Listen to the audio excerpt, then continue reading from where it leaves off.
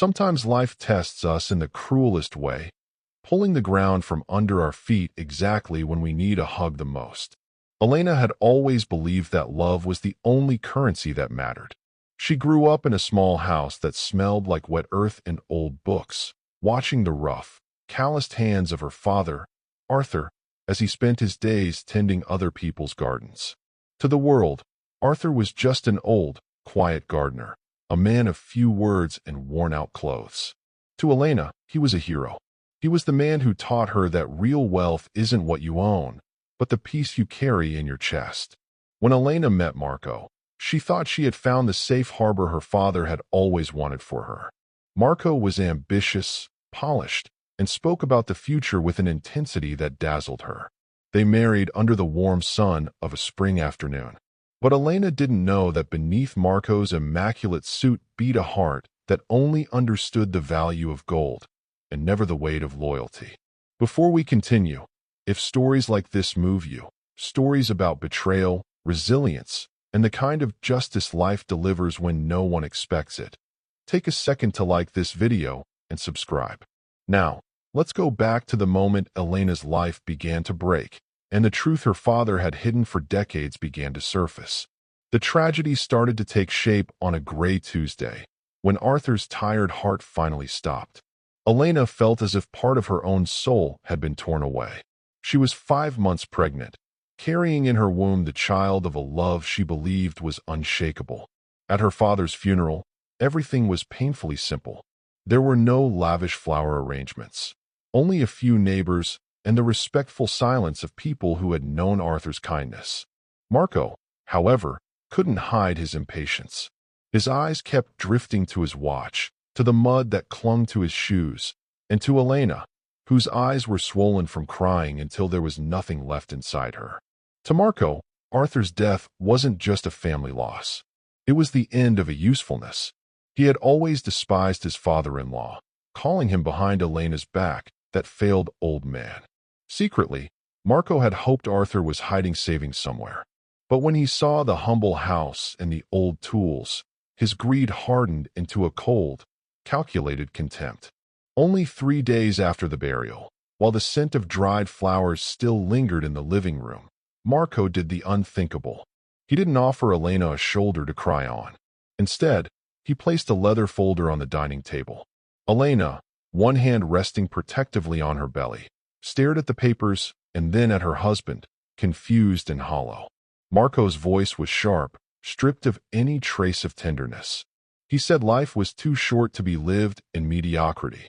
He said he needed someone on his level, someone who could help him climb the steps he craved. Then, the front door opened. Chloe walked in.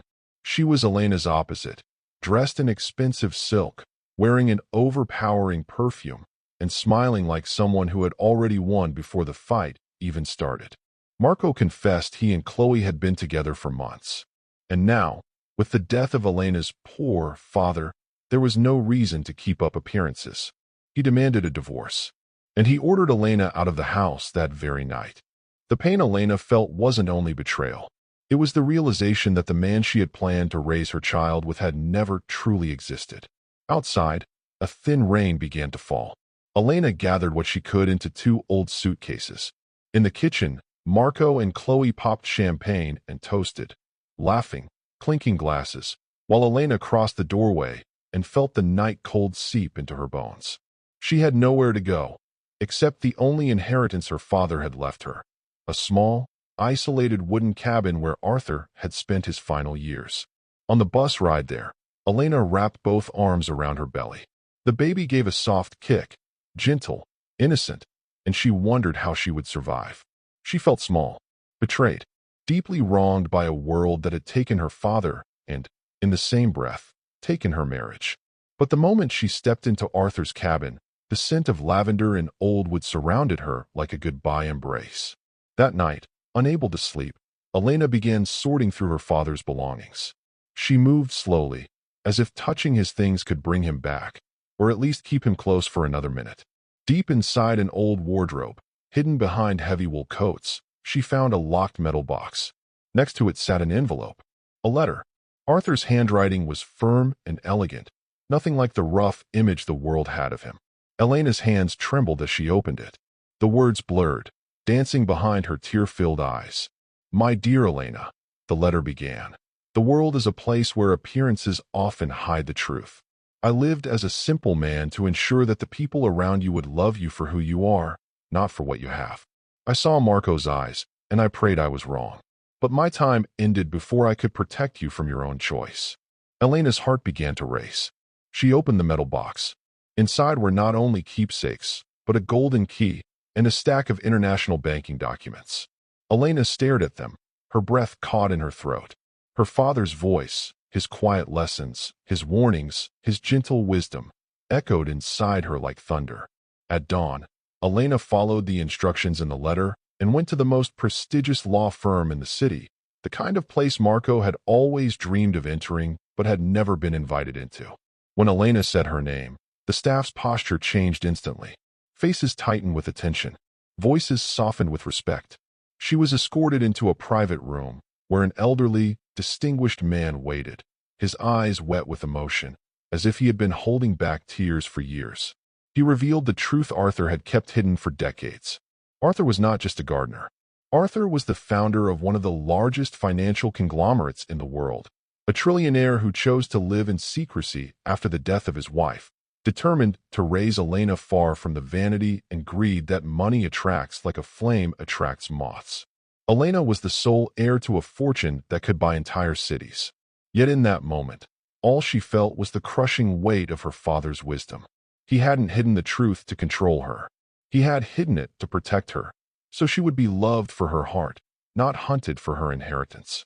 And now, the test had come, and the people around her had revealed who they truly were. While Elena's world turned upside down, Marco and Chloe's life began to collapse. Marco had poured all his money into risky ventures, relying on a promotion that never arrived. He believed that ditching Elena and choosing Chloe would open doors to power, prestige, and the life he thought he deserved. But reality was merciless. As Marco's bank account started drying up, Chloe's mask slipped. The sweet, victorious smile faded. She became impatient, demanding, cruel, turning Marco's life into a suffocating storm of bills, pressure, and pointless luxury. They were teetering on the edge of bankruptcy when a headline shocked the country. The identity of the new owner of the continent's largest financial holding company would be revealed at a charity gala. Marco panicked. If he could get into that room, make the right connections, charm the right people, maybe he could save himself. He spent his last money on a suit and a ticket, and he dragged Chloe along, still praying for a miracle. The gala night was wrapped in a luxury so thick it felt like it could suffocate you. Marco moved through the hall trying to look important, pretending he belonged. Chloe criticized everything, the decor, the champagne, the guests, acting as if nothing in the world was ever good enough for her. Then the lights shifted. They turned toward the main stage. The host announced the woman who now held the fate of hundreds of companies in her hands. And when Elena stepped into view, the room fell silent. She wore no excessive jewelry, no loud glitter, just a long, deep blue gown that looked like it carried the calm of the ocean itself. Her pregnancy was now clearly visible, and it gave her an aura of power, almost divine, as if life itself stood behind her. Marco's fingers went numb. The crystal glass slipped from his hand. It shattered on the floor. He didn't even hear it.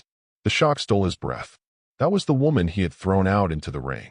That was the daughter of the failed gardener. Elena walked to the microphone. Her eyes swept across the room until they landed on Marco. He froze, caught in her gaze like an insect trapped in amber. But there was no hatred on her face, only a distant, profound compassion, the kind of look you give something that no longer has power over you. Elena spoke about her father's legacy, about how real wealth is invisible to greedy eyes, about how a person's character is tested the moment they believe someone else has nothing to offer. Marco tried to approach her, already shaping apologies in his lying mouth. But security blocked him before he could get close. From a distance, he watched Elena surrounded by people who respected her, not simply for her money, but for her essence, for the calm strength she carried, for the dignity that couldn't be bought. And in that moment, Marco understood something too late. He hadn't expelled a helpless woman. He had expelled a queen. Months later, Elena gave birth to a baby boy. She named him Arthur. She didn't use her fortune for revenge, because she understood a hard truth. The greatest punishment for people like Marco and Chloe is letting them live with the consequences of their own choices. Marco ended up alone, bouncing between mediocre jobs to pay debts that never seemed to end, haunted by the image of the woman he had turned into a beggar, never realizing she had already been the owner of the world. Elena, on the other hand, transformed her father's old cabin into a shelter for pregnant women in vulnerable situations. She welcomed them, protected them, and taught them that even in the darkest days, the seed of hope can still bloom. Elena's story reminds us that life is an echo. What you send out returns. What you plant, you will harvest. Arthur knew that gold can buy comfort, but only integrity can buy peaceful sleep. Sometimes, destiny takes everything from us only to show us that what truly matters was never in the things we could lose, but in the strength we discover when we're forced to start again. Elena didn't become great because she inherited billions. She became a giant because, even when she had nothing but a broken heart and a child in her womb, she refused to let the world's bitterness steal her light.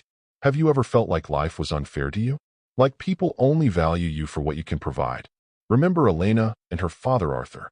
True nobility isn't in a bank balance. It's in how we treat those who, at first glance, can do nothing for us. If this story touched you and made you reflect, share it with someone who needs hope today. And if you believe good wins in the end, subscribe and keep walking with us. Because in the end, what we take from this life isn't what we accumulate, it's the love we were able to spread.